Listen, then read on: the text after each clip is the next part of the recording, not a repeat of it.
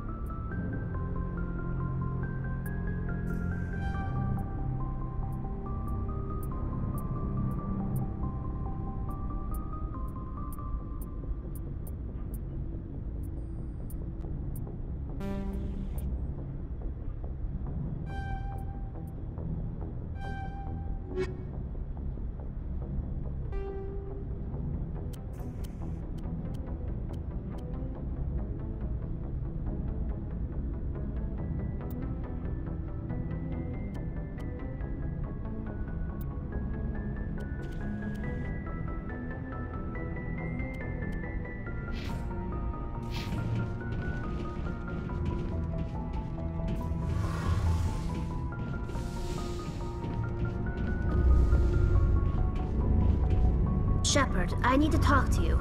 It's important.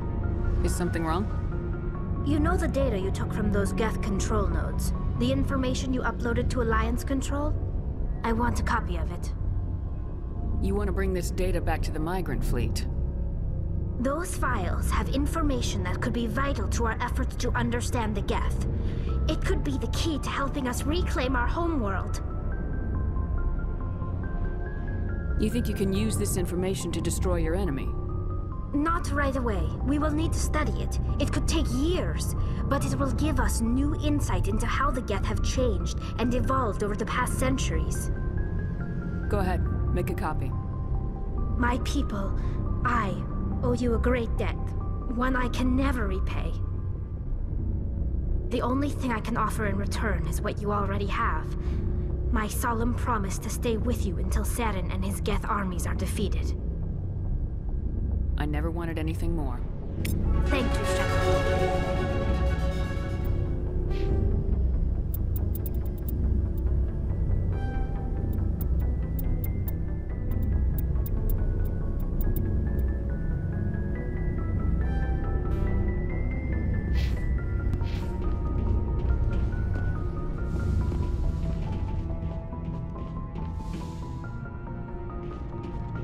Looking for supplies? Let's see what you got. You bet, Commander.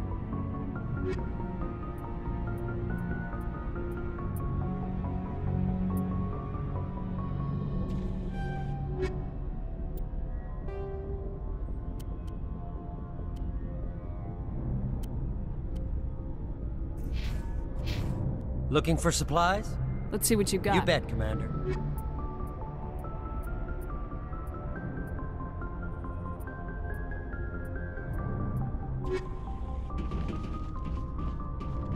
Commander, good to see you. You've been with C-Sec a while. Have you seen much action? Well, not as much as you, but yeah, I've seen some interesting things. I bet you have. Anything in particular that stands out? I remember this Solarian geneticist I was sent to investigate.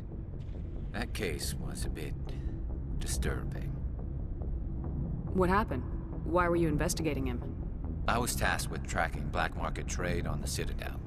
Most of it harmless, nothing I needed to pursue. But during the course of my investigation, I noticed an increase in the trade of body parts, organs mostly. We usually get a few of those, but not the numbers I was seeing.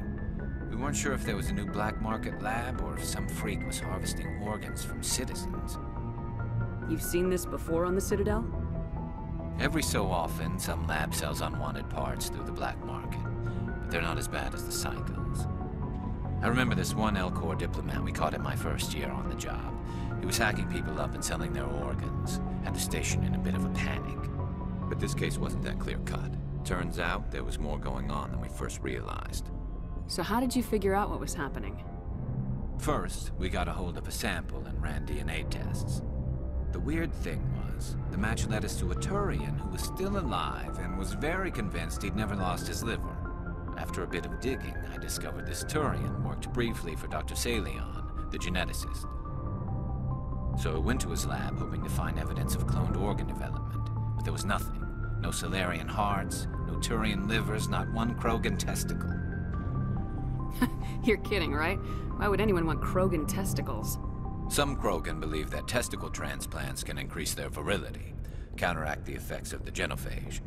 It doesn't work, but that doesn't stop them from buying. They'll pay up to 10,000 credits each. That's 40,000 for a full set.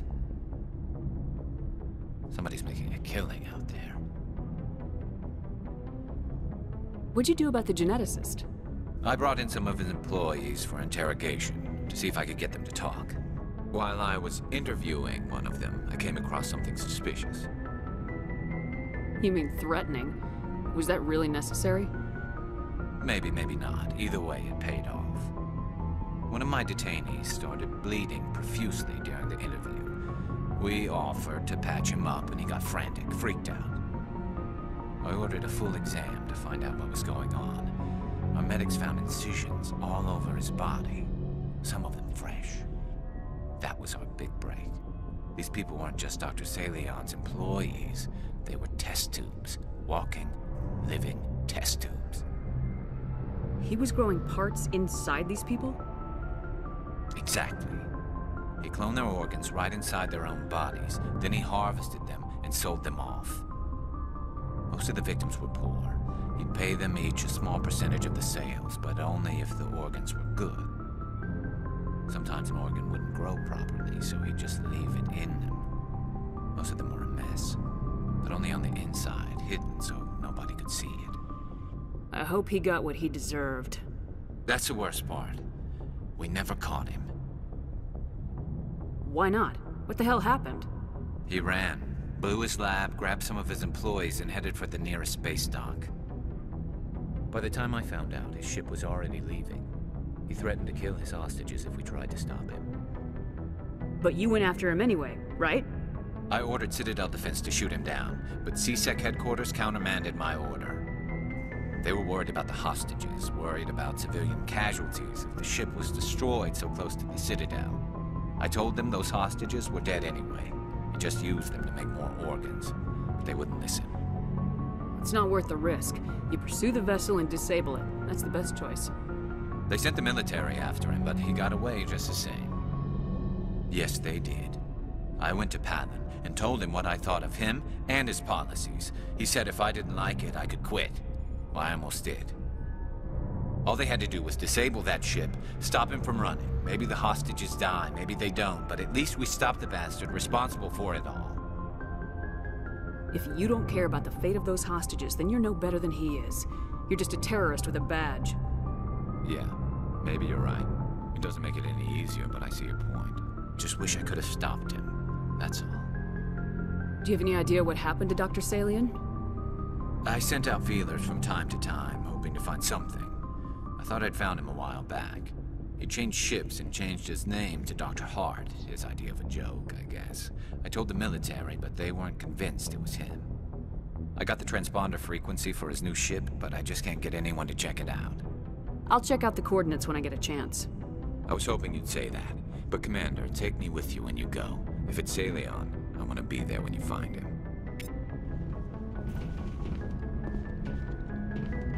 Commander? Do you have a few minutes to talk? One-on-one? Sure. I was just watching some mail from home. Oh, before I go, we saw Caden in a news vid about the Normandy. He's cute. Later, sis. Let's pretend this never happened. Are you interested in the Lieutenant, Chief?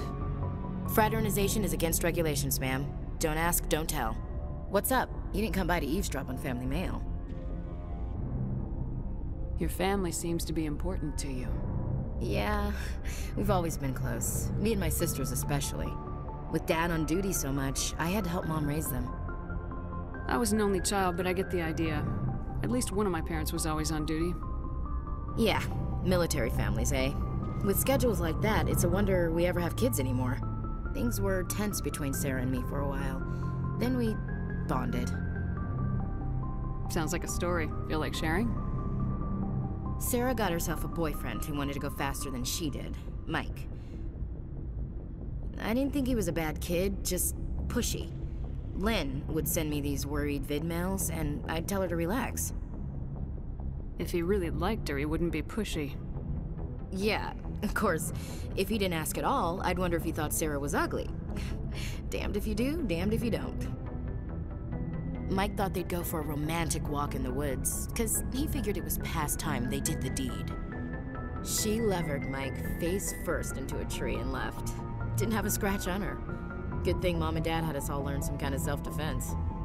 I took emergency leave and walked Sarah to school for a few days. You traveled all the way home to walk your sister to school. It was only a dozen light years, like a day's cruise. It's not like I was going to Earth or something. My last day out, Mike was waiting for us. Sarah had told her friends, so everyone at school knew what he did. He wasn't happy. I wanted to snap him in half, but Sarah gave me this look, this let me handle it, I need to do this alone look. She kept her cool, God bless her, as he screamed in her face. She just let him vent. Then he tried to punch her. I swear, she just flowed around him. Next thing I knew, he's face down on the sidewalk, and there's blood everywhere. That's unbelievable. Sarah must be as good as you. Better. I'm more or less a straight-up puncher. When he swung, she wasn't there anymore, and he fell. She helped him stop the bleeding and had me call an ambulance. She told the paramedics he fell. Before they took him to the hospital, Mike touched Sarah's arm. I thought he was gonna end up on the ground again. But he hung his head, whispered, "I'm sorry," and started crying. And she hugged him. The Williams women are a decisive bunch, Commander. We do things when we're ready. Not before, not after. Your sister's something else. But you didn't mention your father at all. Was he on deployment? Dad always wanted to serve in space, but he wanted us to have real ground under our feet. He'd say, space is beautiful, but you can't raise a family there. I cannot rest from travel. I will drink life to the lees. All times I've enjoyed greatly, have suffered greatly, both with those that loved me and alone. For always roaming with a hungry heart, much have I seen and known, cities of men and manners, climates, councils, governments. I didn't know you liked classical literature. Ulysses was my dad's favorite poem. Every time he shipped out, he recorded me reading it. He had a dozen versions when he retired. Does he still like it? I sure hope so. I read it to his grave every time I go home. Dad passed on a few years back. He's probably still watching, though. I thought you said he was dead.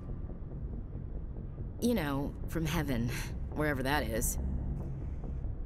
That's not a problem with you, is it? That I believe in God? Your beliefs are your business. I'm your commanding officer, not your moral compass. I appreciate that, Skipper. I should get back to my duties. Didn't mean to take up so much of your time. Dismissed, Chief. Ma'am?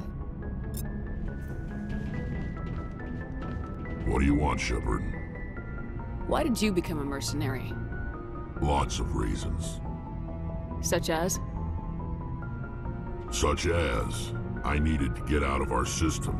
I needed to eat. I needed to survive. Why not stay and help your people? I tried to help. That's why I had to leave. What happened? I was betrayed. I was head of a small tribe. We were trying to restore order after the war, but the other tribes were against us. They followed Jared, one of the few warlords who survived the war with the Turians. But he was old, and so were his ideas. He wanted to continue the war. He wanted us to fight, Turians, Solarians, each other. It didn't matter who, as long as we were fighting. What did you want? I just wanted Jared to shut up, to stop his ranting. I wanted him to stop leading the tribes astray. But he couldn't understand how much things had changed. We didn't have the numbers to go to war. Even if we did, the genophage made sure we couldn't replenish our numbers fast enough. I told them all to forget about war. We needed to focus on breeding, at least for one generation. And for a while, we were getting through. Some of the tribes started coming around. I take it the warlord didn't appreciate that. No, he didn't. He arranged a crush with the tribes, a meeting on neutral ground. He wanted to talk. We met at the Hollows, near the graves of our ancestors. The skulls of our dead laid bare to remind us where we come from and where we all go. It's as sacred as any Krogan place can be. Violence is forbidden. Sounds like a trap to me. You must have suspected as much. I did. But when your father invites you to a crush, well, there are some laws that even we hold sacred. Jared was your father? He was, until that day.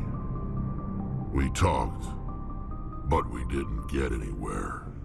When it was clear that I wouldn't join him, he gave the signal. His men leapt from the graves of our ancestors like Krogan undead. The few that were loyal to me died quickly. I escaped with my life, but not before I sank my dagger deep into my father's chest. That is why I left, and that's why I'll never go back. So long, Rex. Shepard.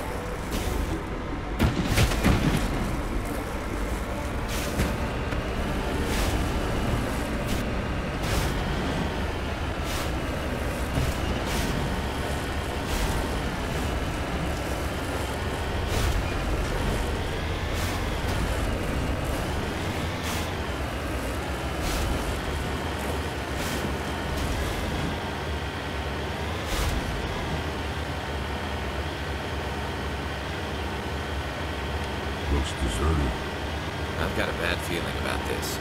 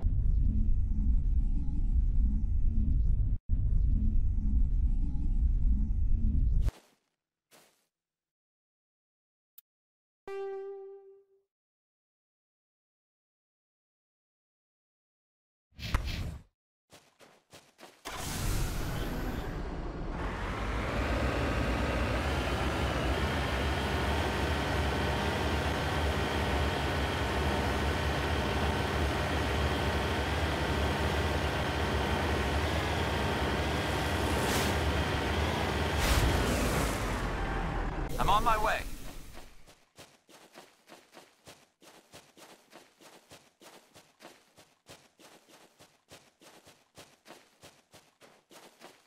The entire colony must have been.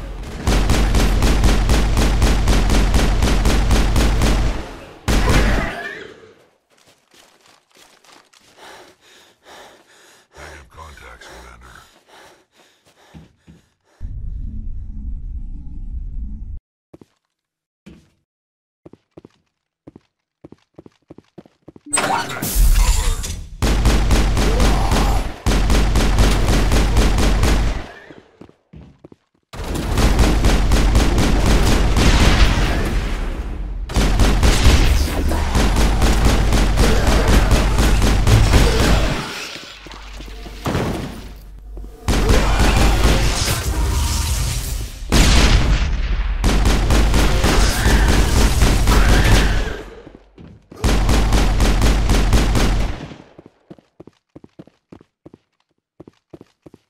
We got them all, Shepard.